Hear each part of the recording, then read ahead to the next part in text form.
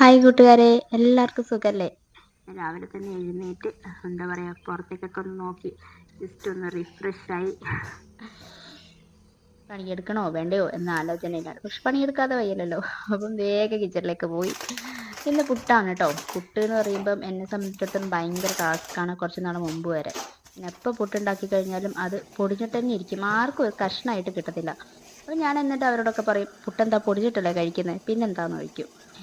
പിന്നെ എനിക്ക് തന്നെ തോന്നി അങ്ങനെ ആയാൽ ശരിയാവില്ല, പുട്ട് അതിൻ്റെ സീക്രട്ട് ഒന്ന് മനസ്സിലാക്കണം എന്ന്. ആദ്യമൊക്കെ ഞാൻ ആവിക്ക് വെച്ചിട്ടൊക്കെ കുത്തിയിട്ട് ഉണ്ടാക്കാൻ നോക്കി. അത് ചിലപ്പോൾ ഒക്കെ ശരിയാവും, ചിലപ്പോൾ ഒക്കെ ഫ്ലോപ്പായി പോകും. പിന്നെ ഞാൻ അത് പുട്ട് ഒത്തിരി നമ്മൾ കുഴച്ചെടുക്കുമ്പോൾ അത് കട്ട പിടിച്ചിട്ട് ഒരു ടേസ്റ്റ് ഇല്ലാതെയായി. പിന്നെ പിന്നെ ആ പുട്ട് ഒരു മീഡിയം രീതിയിൽ കുഴച്ചെടുത്തിട്ട് ചൂടാൻ തുടങ്ങി. അപ്പോൾ പുട്ട് കറക്റ്റായിട്ട് കിട്ടാൻ തുടങ്ങി, പൊട്ടാതെ കിട്ടാൻ തുടങ്ങി. അങ്ങനെ ഞാൻ ആ സീക്രട്ട് മനസ്സിലാക്കി. അപ്പോൾ അതിൻ്റെ ആ ഒരു കൈയളവാണ് കേട്ടോ, എനിക്ക് ഇങ്ങനെ കുഴച്ചിട്ട് ആ ഒരു കൈ തൊടുമ്പോൾ തന്നെ എനിക്ക് ആ മാവ് തൊടുമ്പോൾ തന്നെ എനിക്ക് മനസ്സിലാവും. ആ ഒരു രീതിക്ക് കുഴച്ചിട്ട് ഉണ്ടാക്കാൻ തുടങ്ങി. ഇപ്പം അടിപൊളിയായിട്ട് പുട്ടൊക്കെ ഉണ്ടാക്കും കേട്ടോ. അപ്പം ഇത്രയേ ഉള്ളൂ കേട്ടോ, സിമ്പിളാണ്. അപ്പം അടുത്ത വീഡിയോ കാണാം.